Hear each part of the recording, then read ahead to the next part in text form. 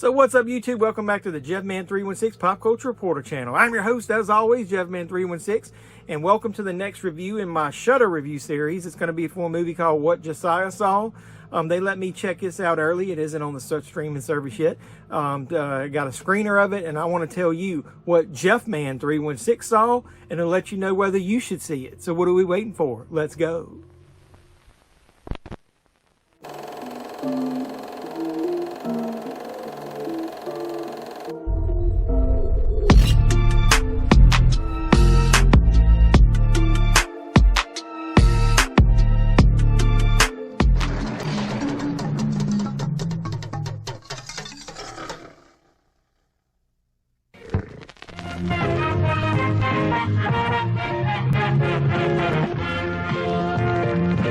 If we right our ways and we right a great wrong, then we could save her.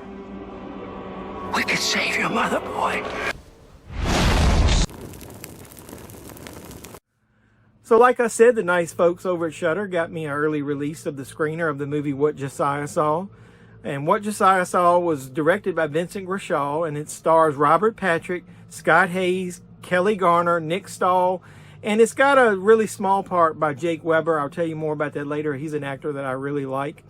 So this movie is not really 100% a true horror movie. So I'll warn you there. If you're going into this thinking it's more like a really mainstream type horror movie, it's not.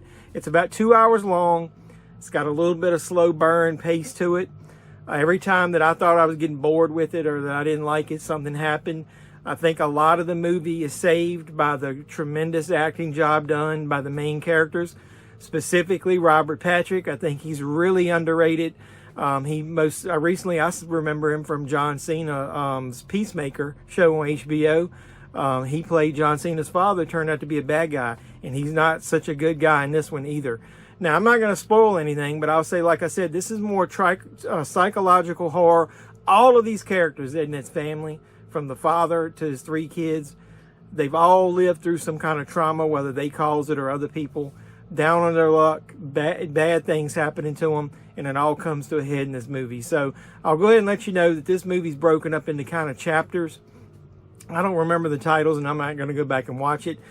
But each one of them is kind of a story. So you start out with Josiah and his son, Thomas. And like I said, Josiah's played by Robert Patrick. He does a great job in this movie.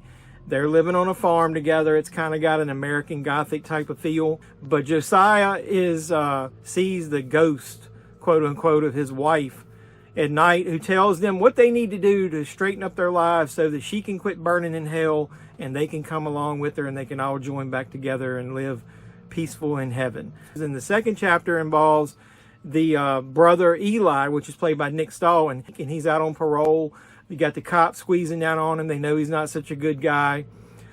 So what happens to him is he owes some tremendous debt to someone locally, and it's played by a good character actor named Jake Weber. I remember him from the remake of Dawn of the Dead. I'll throw up a photo or a clip here and you'll understand who he is.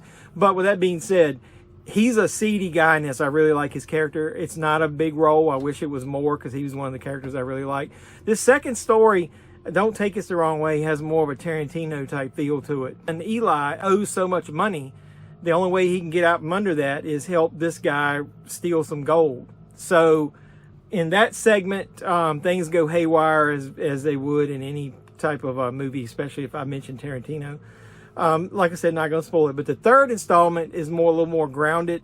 Kelli Garner plays the third child from Josiah, Mary, and she can't have kids, and she's trying to adopt a child, and everything's happened to try to stop her up to this point. If you've been bored through the first 3 acts and you've watched it up to that point, don't turn it off, even though it's got a long 2-hour runtime. Stay through the 4th and final act, because I think that's where the payoff is. But I'll tell you this. It's some heavy themes in this movie, and I'll give the director and writer credit for taking on some of these themes. You've got the trauma, and then you've got on top of that sexual abuse, mental abuse, physical abuse, all types of trauma that these characters are going through, and just how they haven't been able to deal with it in their lives, and coming back on this farm at the end and what happens.